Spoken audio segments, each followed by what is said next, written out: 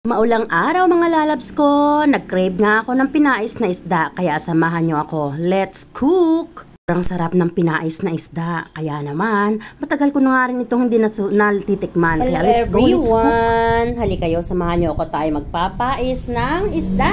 At ito ang mga gulay natin sa ating pinais na isda. Ayan, medyo dalungkot na yung aking red kamote tops, pero okay pa yan. Ayan, full of minerals pa yan. At ang ating ipapais na isda ay minarinate na nga natin yan. Minarinate natin sa sukang paambong. At nilagyan ko ng maraming paminta at ginisa mix. Ayan.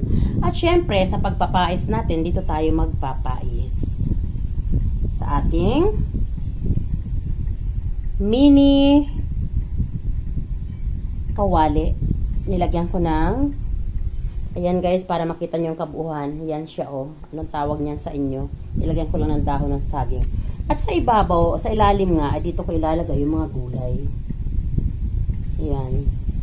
Yung talbos ng kamuti na malungkot na siya, pero okay lang. Sasaya na yan sa tiyan ko.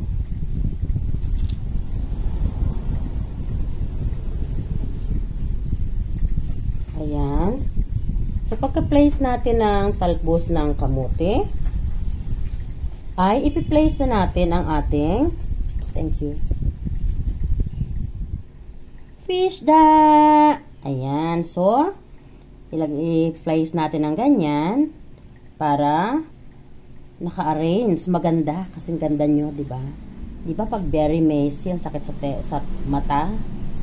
Diba? Ayan. Oh. Ganyan yun. So, ito ay medyo gagano natin para mailagay natin yung last one. Ayan. And then, itong marination, ilalagay natin dyan kasi yan ay sukang paungbong. Alam nyo ba yung suka ko? Yan ay gawa pa ng aking lola. Yung lola ko ay nasa langit na. Paborito namin ng anak ko. So, guys, itong mga gulay na ito, ilagay natin dyan. Yan. Diba? Ang daming gulay. At mayroong okra. O, diba? Then, meron tayong mga sili. Ayan, o. Mayroon din ako mga nasili na nakuha sa rip ko. O, ayan, malungkot na sila. Hayaan mo yan. Sasaya yan dyan. And then, alam nyo ba, dito sa amin, ang kamatis, sobrang mahal. Grabe. So, ayan. Bago natin i-continue yung usapan sa kamatis na sobrang mahal, ilagay na natin ng onion leeks. Then, meron pa ako dito isang sili. Baka sakaling maanghang. Kasi yung mga nauna, walang anghang yun. Ilagay na natin ang sibuyas. Pasensya na kayo sa aking kamay. Kamayan ng breadwinner. Kamay ng masipag, yung mga kamay na magaganda, yun yung kamay ng tamad. Hindi maglinis ng bahay nila, hindi makuha. Kaya yung bahay nila may aha sa kanto. Diba? Oh.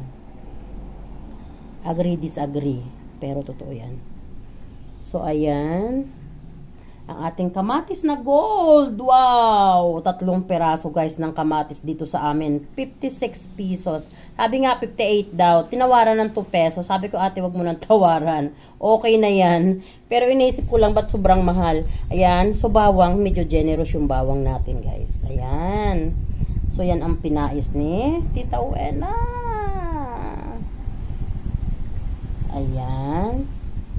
Ang maraming bawang. Ayan, diba?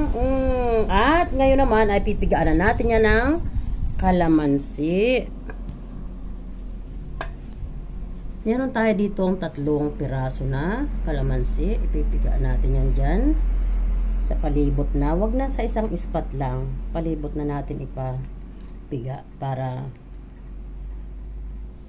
lahat ay mayroong lasa ng kalamansi. Ang sarap ng pagkapais na ganitong technique guys, no?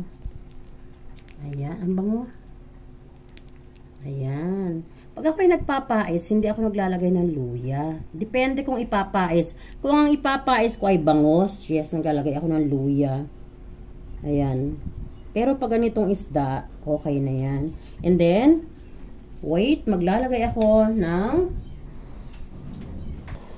Maglagay tayo ng durog na paminta. Kayo na ang bahala mag-adjust ha, kung gaano karami yung durog na paminta nyo.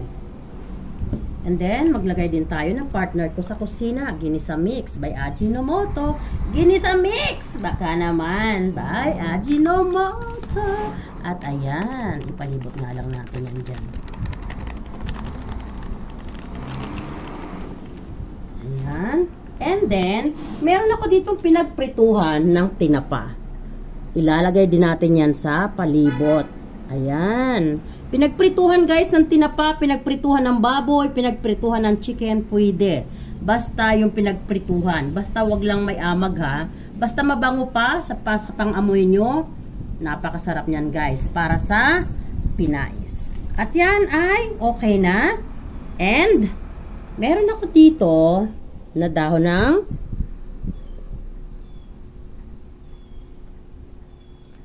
saging na nilaiban kasama ng pinansapin ko sa ilalim. So, ayan, pwede na nating isalang sa apoy. At makikita nyo ulit yan mamaya ang outcome. Kaya huwag kayong aalis. Don't go away. I will show you again the yummy outcome. And, jaran! Ayan guys, luto na ang ating pinais na isda.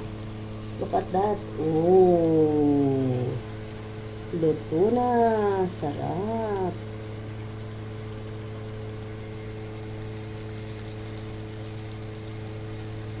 Ayan, halika na. Kain na tayo. Ayan, ganyan guys. Ang gusto kong pinais. Dry. Ayan, let's go. Let's eat. Ayan mga best. Sarap. Siyempre, ang mga gulay ay kay Tita Wena. Sarap ng rice ko, oh. Ayan, my okra. Yummy. Look at that.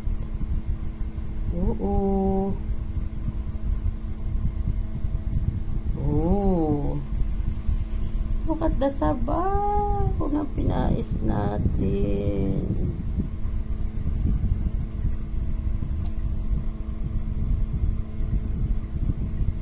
You want this ba? Ha? Ito na lang kung walang gulay mo. Ito gusto mo? Ilapit mo dito para hindi tumulo sa ating table. Sarap. Siyempre, ang ating ayan. Ayan guys, thanks for watching. I love you. Ala, nakalimutan ko mag-picture. Ba't ganun?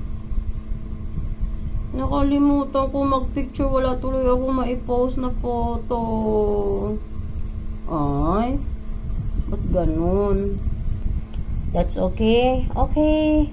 Thanks for watching. Bye. Bye. Yummy.